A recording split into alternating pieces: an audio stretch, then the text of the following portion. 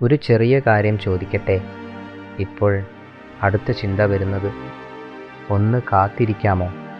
ഉദ്ദേശപൂർവം ചിന്തിക്കണ്ട, വരുന്നത് മാത്രം ശ്രദ്ധിക്കൂ.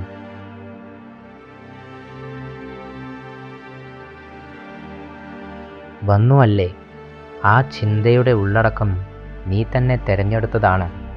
അല്ലെങ്കിൽ അത് സ്വയം വന്നതാണോ? സാധാരണ നമ്മൾ പറയും, ഞാൻ ചിന്തിക്കുന്നു എന്ന്. പക്ഷേ ഒന്ന് സത്യമായി നോക്കിയാൽ ചിന്തകൾ നമ്മളെ സമീപിക്കുന്നത് പോലെയാണോ തോന്നുന്നത്? ഒരിക്കലെങ്കിലും ഇഷ്ടമില്ലാത്ത ഒരു പാട്ട് തലയിൽ വീണ്ടും വീണ്ടും വന്നിട്ടുണ്ടോ?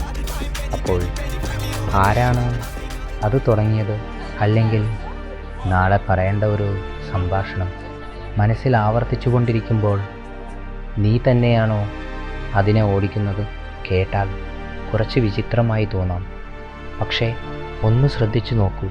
ചിന്ത വരുന്നതിന് മുൻപ് ഒരു ചെറിയ നിശബ്ദ ഇടവേള ഉണ്ടല്ലോ. ആ നിമിഷത്തിൽ ഒരു പ്രശ്നവുമില്ല, ഒരു എൻ്റെ കഥ ഇല്ല. ചിന്ത വന്നാൽ മാത്രമാണ് കഥ തുടങ്ങുന്നത്. ഭൂതകാലം വരുന്നു, ഭാവി വരുന്നു, ഭയം വരുന്നു. അപ്പോൾ ചോദ്യം ഇതാണ്, നീ ചിന്തകൾ സൃഷ്ടിക്കുന്നവനാണോ? അല്ലെങ്കിൽ ചിന്തകൾ വരികയും പോകുകയും ചെയ്യുന്ന ഒരു സ്ഥലമാണോ നീ? ഉത്തരം പറയണ്ട.